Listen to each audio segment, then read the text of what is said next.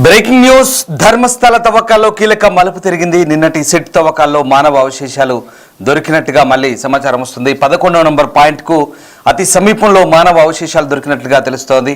ఒకటే చోట 3 అస్థిపంజరాలు దొరికాయని చెప్తున్నారు. అందులో ఒకటి మహిళా అస్థిపంజరంగా గుర్తించారు. అదే ప్రదేశంలో మహిళా చీర కూడా లభ్యమైంది. బోయ చెప్పినట్లు 11వ నంబర్ పాయింట్కు సుమారు 100 మీటర్ల దూరంలో తవ్వకాలు జరిగాయి. 6 అడుగుల లోతులో మానవ అవశేషాలు దొరికినట్టుగా చెప్తున్నారు. తవ్వకాల్లో కొండ ఎక్కుతుండగా సిట్ అధికారులు గాయపడ్డారు. అయినా తవ్వకాలు కొనసాగించారు. ఆధారాల లభ్యంపై లేఖ విడుదల చేశారు అనన్య భట్, న్యాయవాది మంజునాథ్. మొదటి నుంచి కూడా ఈయన ఇస్తున్న లీకుల ఆధారంగానే కేవలం ఈ ధర్మస్థల తవ్వకాలకు సంబంధించిన సమాచారాన్ని మీడియా బయటికి ప్రసారం చేస్తుంది. ఇప్పటివరకు సిట్ అధికారుల బృందం లేదా ఇతరత్ర కర్ణాటకకు సంబంధించిన ఏ అధికారిక విభాగం కానీ ధర్మస్థల తవ్వకాలకు సంబంధించి కానీ అక్కడ దొరుకుతున్న అవశేషాల గురించి కానీ ఎప్పుడు స్పష్టమైన ప్రకటన చేయలేదు. కేవలం అనన్య భట్ తల్లి సుజాత భట్, న్యాయవాది మంజునాథ్ ఇస్తున్న సమాచారం, ఆయన ఇస్తున్న లీకుల ఆధారంగానే ఈ అస్థిపంజరాలు దొరికాయనో లేదా అవి మహిళవనో, చీర దొరికిందనో, ఇంకే ఇతరత్ర వస్తువులు దొరికాయని మాత్రమే చెప్పే పరిస్థితి చోటు చేసుకుంది.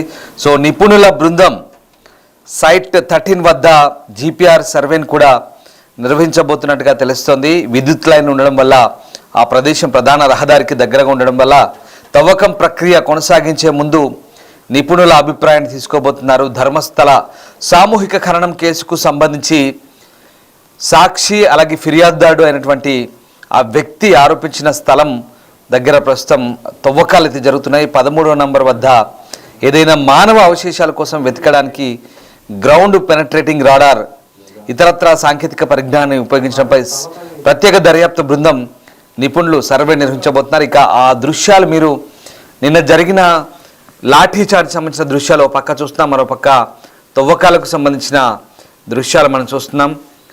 నిన్న ఆ ప్రాంతంలో ఉద్రిక్తత చోటు చేసుకుంది.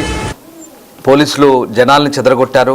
మీడియాపై దాడి సందర్భంగా జరిగిన దృశ్యాలు అవి. మరోవైపు ఇక్కడ తవ్వకాల సందర్భంగా చోటు చేసుకున్న పరిణామాలు అవన్నీ కూడా ఎక్కడ ఎవరిని మీడియాను అనుమతించిన పరిస్థితి, అవన్నీ కూడా ఎక్కడో దూరం నుంచి జూమ్ చేసి జూమ్ లెన్స్ ద్వారా తీస్తున్న వీడియో ఫుటేజ్. ఇదంతా ఆ ప్రాంతం అంతా కూడా చాలా గోప్యంగా తవ్వకాలు అయితే జరుపుతున్న పరిస్థితి కనబడుతుంది.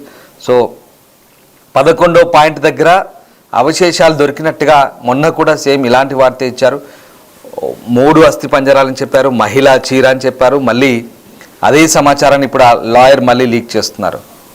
సో ప్రస్తుతం అంటే ఈ కేసులో కొత్తగా ఏదైనా సమాచారాన్ని ఇస్తున్నారా, నిజంగానే అడ్వకేట్, లేదా పాత సమాచారాన్ని పదే పదే వల్లవేస్తున్నారా అనేది కూడా ఇక్కడ తెలియాల్సింది.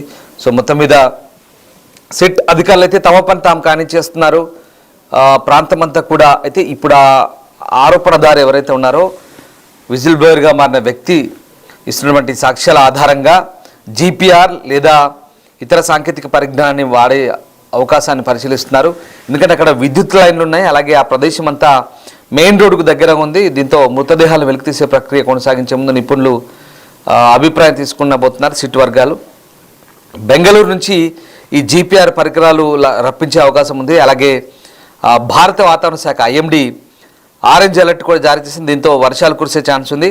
సో జీపీఆర్ ఉపయోగించి ఇప్పుడు ఈ స్పాట్ నెంబర్ 13 పై దృష్టి పెడుతున్నట్టుగా సిట్ అధికారులు వెల్లడిస్తున్న సమాచారం. డీజీపీ ప్రణబ్ మహత్తి, డిఐజీ అనుచేత్ ఈ కేసులో దర్యాప్తు అధికారి ఎస్పీ జితేంద్ర కుమార్ దయామా నేతృత్వంలో సిట్ బృందం సంఘటనా స్థలాన్ని సందర్శించి నిపుణుల సర్వే నిర్వహించబోతుంది.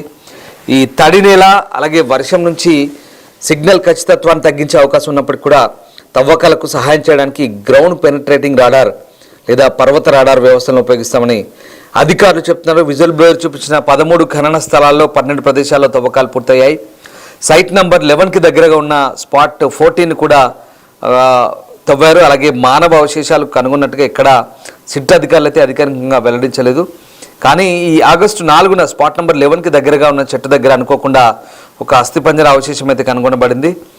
సో పాజీ పారిశుద్ధ్య కార్మికుడు దశాబ్ద క్రితం ధర్మస్థల గ్రామంలో జరిగిన అత్యాచారం హత్య కేసులో బాధితుల మృతదేహాలను ఖననం చేయమని తనను బలవంతం చేశారని ఆరోపించారు. జూలై 19న డీజీపీ ప్రణబ్ మహంతి నేతృత్వంలో ప్రత్యేక దర్యాప్తు బృందం అయితే ఏర్పాటు చేశారు. సో మొత్తం మీద ఇవాళ మళ్ళీ తవ్వకాలు అయితే జరుగుతున్న పరిస్థితి కనబడుతుంది ఆ ప్రాంతంలో. దానికి సంబంధించిన తాజా దృశ్యాలు అయితే చూస్తున్నాం. సో ప్రస్తుతానికి 13వ స్థానంలో ఈ సిట్ దర్యాప్తు గ్రౌండ్ పెనిట్రేటింగ్ రాడార్ అంటే జీపీఆర్ సిస్టమ్ని వాడబోతున్నట్టుగా తెలుస్తుంది. ప్రస్తుతానికి ఆ ప్రాంతం అంతా కూడా తవ్వకాలు జరిపేందుకు అధికారులు సిద్ధమవుతున్నట్టుగా తెలుస్తుంది. సో సామూహిక సమాధి విచారణలో ధర్మస్థల అటవీ స్థలం మళ్ళీ శోధనకు సిద్ధమవుతుంది. అంటే పూర్తిగా ఆ ప్రాంతం అంతా కూడా తవ్వకాలు నిర్వహించి నిఘా పరికరాలు పెడుతున్నారు. ఆ ప్రాంతం అంతా భారీ యంత్రాలతో తవ్వకాలు చేస్తున్నారు. నేత్రావతి స్నానఘాట్ సమీపంలో ప్రస్తుతం ఈ ప్రక్రియ అయితే నిరాటంకంగా కొనసాగుతోంది. అక్కడ వర్షాలు పడ్డప్పటికీ ఎలాంటి ఆటంకం లేకుండా తవ్వకాలు జరుగుతున్నాయి. నెంబర్ 13 దగ్గర ఇప్పటికే బారికేడ్లతో కప్పబడే ఆ ప్రాంతాన్ని నిఘాలో ఉంచామని అధికారులు అయితే చెప్తున్న పరిస్థితి కనబడుతుంది. సో 1995 నుంచి 2014 మధ్య ఈ పారిశుద్ధ్య కార్మికుడు ఈ ఖననాలు చేసినట్టుగా చెప్తున్న ప్రాంతంలో 11A దగ్గర సిట్తో పాటు వెళ్ళాడు. 11A అనేది కొత్తగా స్పాట్ నెంబర్ 11 వద్ద అడిషనల్గా మరొక పాయింట్, అది 11A అని చెప్తున్నారు. సో అక్కడ మహిళలు మైనర్లతో సహా అనేక మృతదేహాలను రహస్యంగా ఖననం చేశానని అతను ఆరోపించాడు. సో లైంగిక హింసకు సంబంధించిన ఆధారాలు ఉన్నాయంటూ కూడా చెప్తున్నాడు. అతని వాంగ్మూలం మెజిస్ట్రేట్ ముందు నమోదు చేయబడింది. సో దాని ఆధారంగానే ప్రస్తుతం విచారణ అయితే జరుగుతుంది. సో గత వారం అస్థిపంజర అవశేషాలు బయటపడిన ప్రదేశానికి సమీపంలో ఉన్న ప్రదేశానికి ఈ సిట్ అధికారి జితేంద్ర దాయమా బృందాన్ని నడిపించారు. ఈ ప్రాంతంలో సిట్ విభాగాలన్నీ కూడా పెద్ద ఎత్తున ఏవైతే ఈ లైంగిక వేధింపులు, హత్య ఆరోపణలు ఎదుర్కొని కప్పుచ్చబడ్డ శవాలకు సంబంధించిన ఆరోపణలు దృష్టిలో ఉంచుకొని ప్రస్తుతం అయితే అక్కడ తీవ్ర స్థాయిలో ఆ ప్రాంతం అంతా కూడా జల్లెడ పడుతున్నారు. ఒక రకంగా శాస్త్రీయ సర్వేలు చేస్తున్నారు. భూమిలోకి చొచ్చుకుపోయే పరీక్షలు నిర్వహించడానికి ఫోరెన్సిక్ నిపుణులతో కలిసి పనిచేస్తున్నారు. అయితే ఇప్పటివరకైతే ప్రస్తుతానికి ఆ ప్రాంతంలో ఏం జరిగిందనేది మాత్రం అధికారులు ఇంకా పూర్తి స్థాయిలో గోప్యత పాటిస్తున్నారు. స్థానిక గ్రామ పంచాయతీ రికార్డులను కూడా సిట్ పరిశీలిస్తుంది. సో ఓవరాల్గా ఆ ప్రాంతాన్ని అంతా కూడా సిట్ అధికారులు ప్రస్తుతం ఇక తమ ఆధీనంలోకి అయితే తీసుకున్నారు. సో ఇప్పటికే 12 చోట్ల కీలక సమాచారంతో డెడ్ బాడీలకు సంబంధించిన ఆధారాలను సిట్ అధికారులు సేకరించి చెప్తున్నారు. ఇక 13వ ప్రాంతంలో ఎక్కువ మందిని పూడ్చిపెట్టినట్లు ఈ భీమా అనే పారిశుద్ధ్య కార్మికుడు సిట్ అధికారులకు సమాచారం ఇచ్చారు. ఇక్కడ కనీసం 10 మంది మృతదేహాలను పూడ్చినట్టుగా చెప్తున్నారు. ఈ ప్లేస్లో తవ్వకాలపై అయితే ప్రస్తుతం టెన్షన్ వాతావరణం కొనసాగుతోంది. మరి అందరి చూపు 13వ ప్లేస్ పైన ఉంది. తవ్వకాలు చేపట్టిన అధికారులకు ఇక్కడ భీమా చెప్పినట్టుగా పూర్తి ఆధారాలు లభిస్తాయా లేదా అనే దానిపై టెన్షన్ కొనసాగుతుంది. మరోవైపు ఇటు ధర్మస్థల అంశంపై మరొక కీలక అంశం వెలుగులోకి వచ్చింది. ఈ బెల్తంగడి పోలీసులు అసహజ మరణాలకు సంబంధించిన రిజిస్టర్ నుంచి క్రమంగా పేర్లను అయితే తొలగించారు. వీటన్నిటి కూడా ప్రస్తుతం మొత్తం డేటా అంతా మాయం చేశారు. సో ఆ రకంగా ప్రస్తుతానికైతే కర్ణాటకలో ఇదంతా కూడా ఒక రకమైనటువంటి రాజకీయ రంగు పులుముకున్న నేపథ్యంలో ప్రస్తుతం ధర్మస్థలలో ఇంకా ఏం జరుగుతుంది, ఎలాంటి ఆనవాళ్ళు దొరుకుతాయని మాత్రం పోలీసులు ప్రస్తుతం ఈ తవ్వకాలకు సంబంధించి ఇంకా పూర్తి స్థాయి దృష్టి సారించారు. ఒక రకంగా ఈ 13వ ప్లేస్లో ఇవాళ ఒక రకంగా ఆసక్తి రేపే అంశం కనబడుతుంది. సిట్కి సంబంధించి అనేక అంశాలు ఇవాళ సిట్ వెల్లడించే ఛాన్స్ కనిపిస్తుంది. ప్రధానంగా ఈ మనం చూస్తున్న స్పాట్ ఏదైతే ఉందో ఈ 13వ నంబర్ స్పాట్ ఇవాళ 9వ రోజు తవ్వకాలకు సంబంధించి ఈ 9వ రోజు ఏదైనా కొత్త ఆధారాలు బయటపడతాయా లేదా ఆ విజిల్ బ్లోయర్ చెప్తున్న అంశాల పరంగా చూస్తే నిజంగా ఆ ప్రాంతం అంతా కూడా భారీ స్థాయిలో అవశేషాలు ఉన్నాయా, ఆ వ్యక్తి చెప్తున్న మాదిరిగా భారీ స్థాయిలో ఈ ఖననాలకు సంబంధించిన అవశేషాలు కానీ మిగతా అంశాలు కానీ అన్నీ బయటపడే ఛాన్స్ ఉంది. అసలు ఏం జరుగుతుంది, ప్రధానంగా సిట్ అధికారుల దర్యాప్తులో ఇవాళ ఏం వెల్లడి కాబోతుంది అనేది మాత్రం ఆసక్తికరంగా మారబోతుంది. ఎందుకంటే ఇప్పటికే విజిల్ బ్లోయర్ చెప్తున్న అంశాల పరంగా ఎక్కడెక్కడ ఉన్నాయి, ఏ ప్రాంతాల్లో ఉన్నాయని మొత్తం క్షుణ్ణంగా పరిశీలిస్తున్నారు. ఇక ఇవాళ క్లియర్గా జీపీఆర్ను వాడబోతున్నారు. జీపీఆర్ అంటే ఖచ్చితంగా మట్టి బురద ఎక్కడ ఏది కురికిపోయినా ఎక్కడ ఏ చిన్నపాటి అవశేషం ఉన్నా కూడా ఆ ప్రాంతం అంతా కూడా చాలా క్లియర్గా చెప్తుంది. మనకు తెలిసిందే, మనం శ్రీశైలం ఎడవగట్టు కాలువ సంబంధించి కార్మికులు చెప్పుకున్నప్పుడు జీపీఆర్ను వాడి ఆ బురదలో ఉన్న అవశేషాలని అవన్నీ కూడా ఒక పైప్లో చిన్న కెమెరా పెట్టి జీపీఆర్ని పంపిస్తారు. గ్రౌండ్ పెనట్రేటింగ్ రాడార్ అంటారు.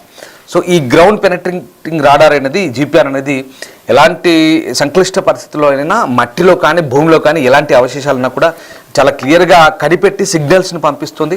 ఆ సిగ్నల్స్ ఆధారంగా అక్కడ ఏదో ఉంది, సో ఇక్కడ ఈ పాయింట్లో ఏదో ఉంది, ఆ పాయింట్ అంతా కూడా మనం చాలా క్లియర్గా క్షుణ్ణంగా పరిశీలించాలని అధికారులు భావిస్తారు. ఆ ప్రాంతాన్ని అంతా కూడా తవ్వుతారు, ఆ ప్రాంతాన్ని అంతా కూడా క్లియర్ చేసే అవకాశం ఉంది. కాబట్టి ఇవాళ ఈ 13వ ప్లేస్లో చాలా క్లియర్గా ఇప్పుడు ఈ భీమా అని పారిశుద్ధ్య కార్మికుడు చెప్తున్న అంశాల ఆధారంగా ఆ ప్రాంతంలో ఏదో ఉంది. ఒకటి కాదు, దాదాపు 1/2 డజన్ శవాలను అక్కడే పాతి పెట్టాను, అక్కడే ఉన్నాయి ఖచ్చితంగా అని ఆయన చెప్తున్నాడు. సో ఈ 13వ పాయింట్ కీలకం కాబోతుందా నిజంగా అంటే మరి చూడాలి. నిజంగా విజిల్ బ్లోయర్ చెప్తున్న అంశాల ఆధారంగా ఇవాళ ఎలాంటి అవశేషాలు బయటపడబోతున్నాయి అనేది ఉత్కంఠ రేపుతుంది. సో ఓవరాల్గా ఏదేమైనా ఇవాళ జరిపే తవ్వకాల మీద కూడా కాస్త ఆసక్తి అయితే ఉంది. ఇటు ఈ మంజునాథ్ అనే అడ్వకేట్ ఎప్పటికప్పుడు లీకులు కూడా ఇస్తున్నాడు. మరికొన్ని అస్థిపంజరాలు దొరికాయని, చీరలు దొరికాయని, రకరకాల అవశేషాలు దొరికాయి.